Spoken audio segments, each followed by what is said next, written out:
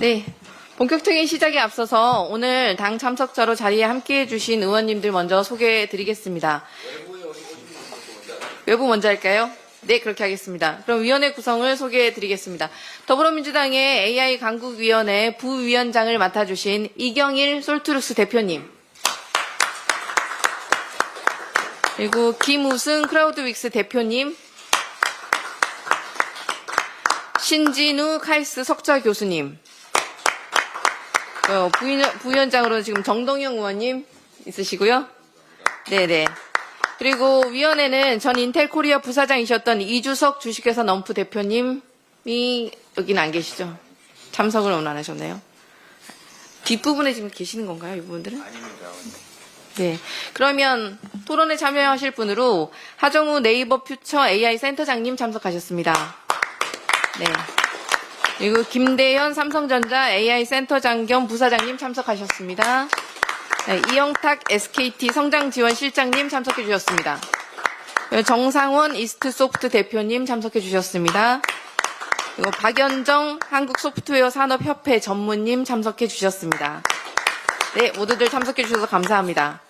그리고 이제 본격적인 시작을 해볼까요? 저희 AI 강국위원회 위원장이신 이재명 당대표님, 그리고 진성준 정책위 의장님, 당대표 비서실장을 맡고 계신 이인식 원님은 안 들어오셨고요. 네. 그러면 여기까지만 소개하고 이제 더불어민주당의 AI 강국위원회 첫 출범 일정으로 AI 시대에 대한민국 새로운 길을 찾다 토론회를 시작하겠습니다. 더불어민주당의 AI 강국위원회는 한치의 주저함도 허락되지 않는 거대한 AI 시대의 물결 속에서 대한민국 역시 단 1초도 머뭇거려서는 안 된다는 시대적 사명감을 가지고 출범했습니다. 현장 중심의 AI 정책과 확고한 비전, 과감한 투자와 담대한 혁신을 통해 AI 고속도로를 닫고 대한민국을 AI 강국으로 도약시키는 데 최선을 다하겠습니다. 자, 그러면 더불어민주당 AI 강국위원회 위원장이신 이재명 당대표님의 모두 발언을 청해 듣겠습니다. 네, 여러분 만나뵙게 돼서 반갑습니다. 그리고 감사드립니다.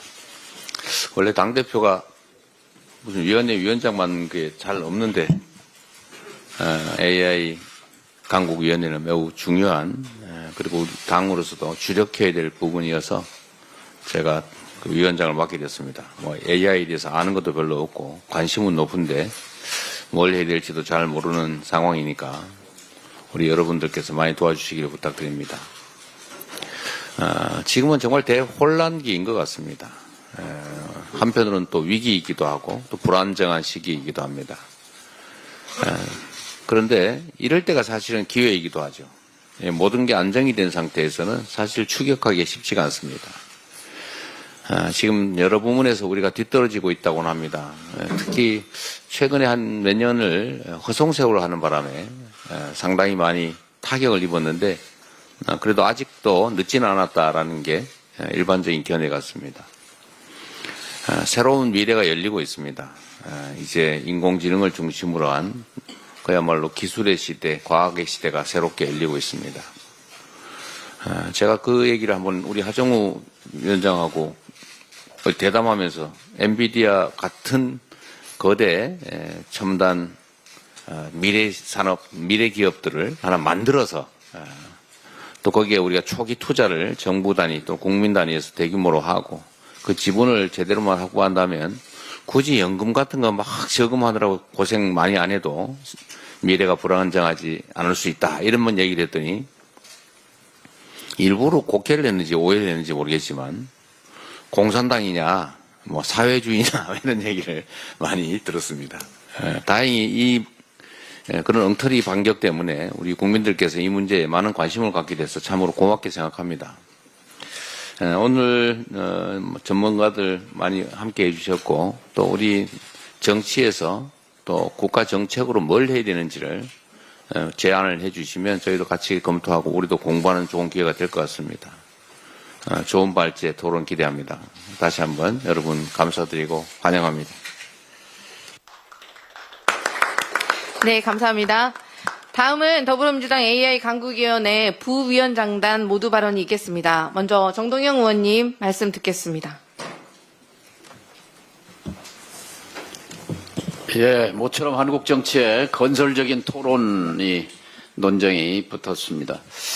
이재명 대표께서 주창한 한국형 엔비디아는 가능합니다. 다만 강력한 리더십이 뒷받침돼야 합니다. 프랑스의 마크롱 대통령이 좋은 사례라고 생각합니다. 2022년 11월 30일 챗 GPT 출시로 전 세계가 AI 쇼크에 빠져 있을 때 마크롱 대통령은 국민과의 텔레비전 대화를 통해서 프랑스가 미국, 중국에 한참 뒤떨어졌다. AI를 따라잡기 위해서 예산, 인재, 인력, 그리고 정책을 쏟아붓겠다. 이렇게 천명하고 미국의 빅테크, 구글에 근무하던 프랑스 출신 과학자들을 모셔서 영입해서 소버린 AI 미스트라를 창립하고 지원했습니다.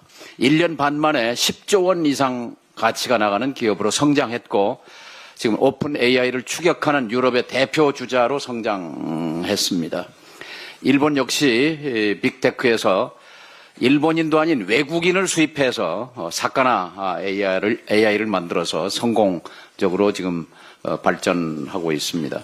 우리는 지난 2년 반 동안 대표께서 말씀하신 대로 AI에 관한 허송세월 했습니다. 2년 반 잃어버린 세월이었습니다.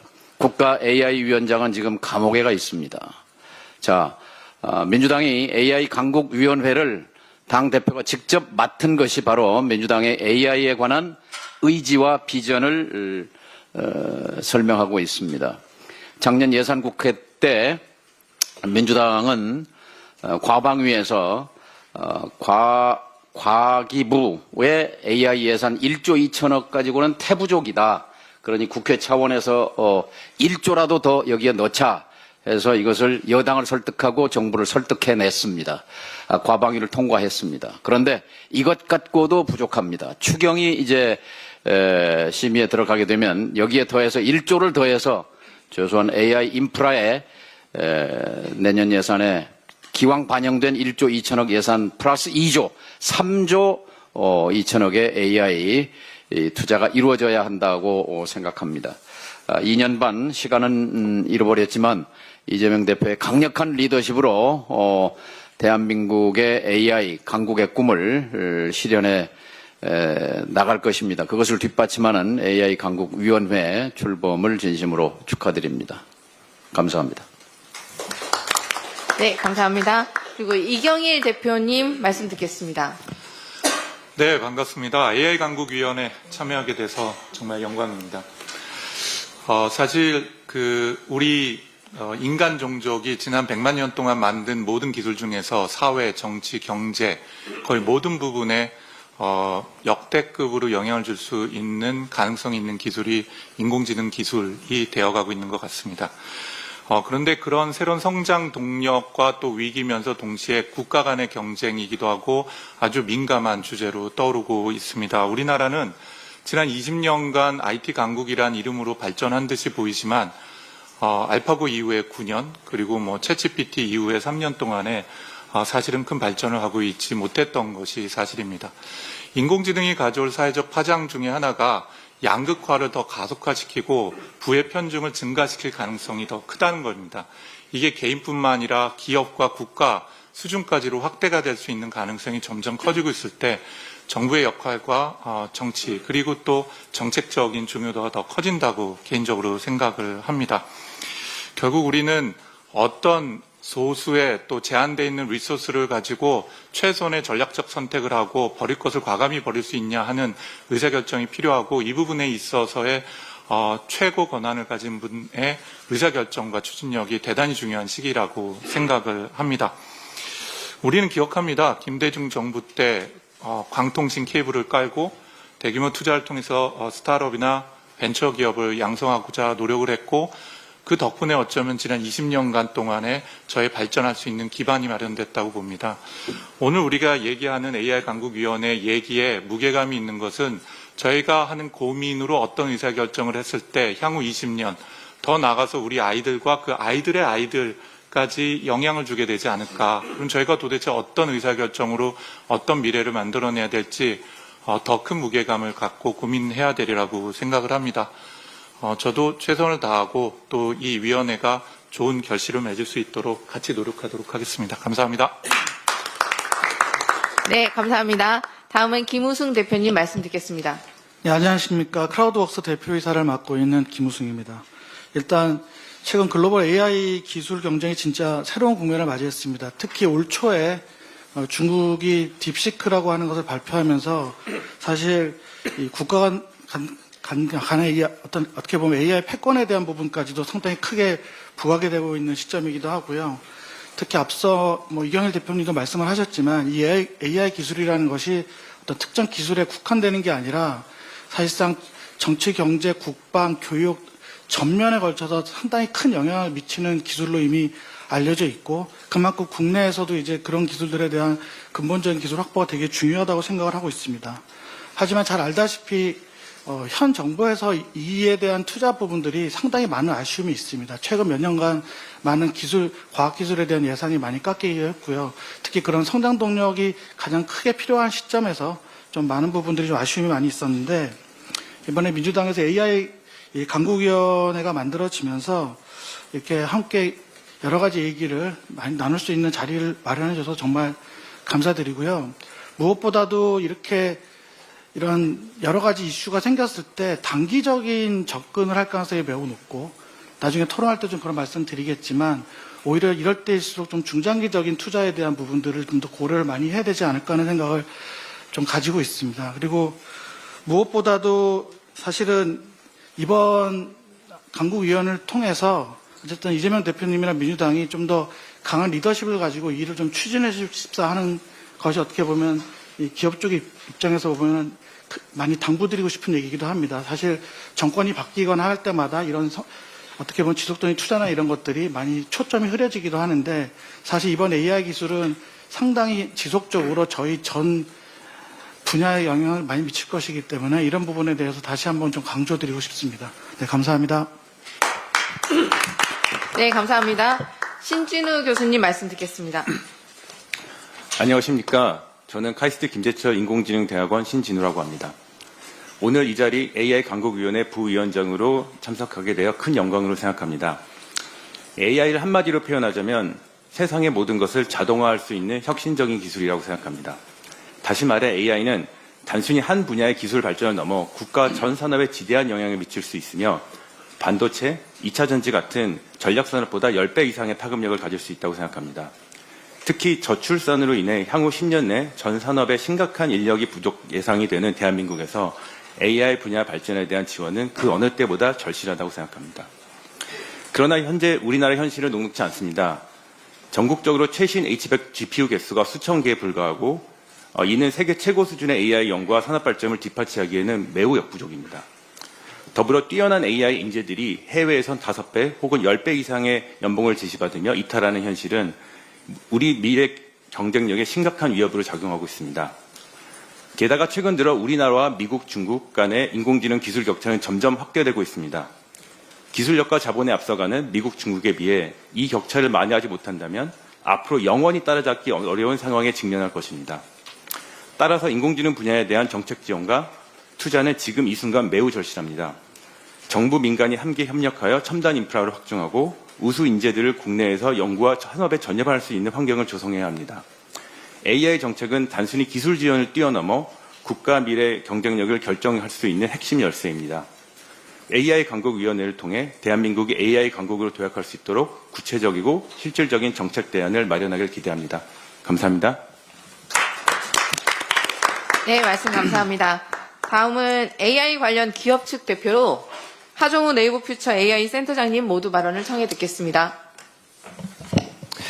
네, 네이버 클라우드 하종우입니다. 제가 이 기업분들을 대표해서 말씀드리는 게 적절한지 모르겠지만 일단 굉장히 영광스럽게 생각합니다. 중국 딥시크발 어떤 이 불러온 이 AI 전쟁 2.0의 시대에 너무나 중요한 순간인 것 같습니다. 앞으로 향후 20년 이상을 결정하게 될 것 같고요. 이런 상황에 정치권에서 인공지능에 이렇게 많은 관심을 가져주시는 것 자체가 굉장히 중요하고 또 감사하게 생각합니다.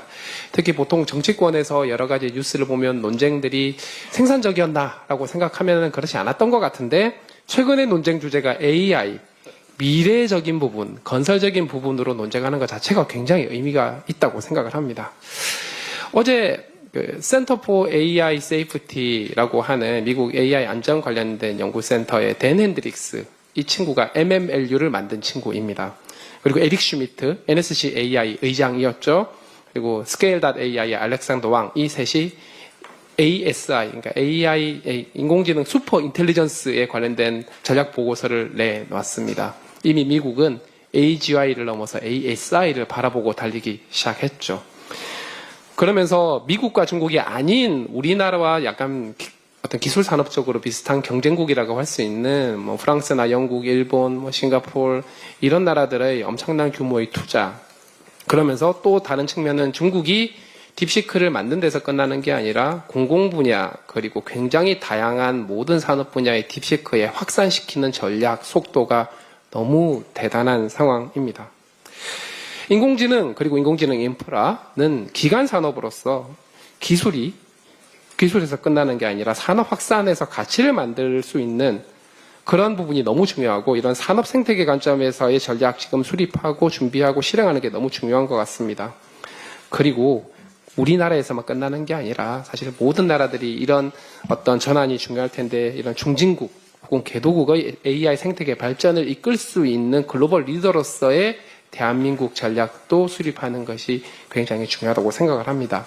이런 것들을 달성하기 위해서는 지금의 관심, 이런 것들이 규모감뿐만 아니라 꾸준하게 관심을 갖고 지원을 해주시는 게 정말 중요할 것 같다는 생각입니다. 감사합니다. 네, 감사합니다. 네. 이어서 이제 비공개로 전환해서 토론을 이어가도록 하겠습니다. 토론 참여자 외에 기자님들을 포함한 외빈 여러분은 이석해 주시기를 정중히 부탁드리겠습니다. 장내 정리를 좀 부탁드리겠습니다.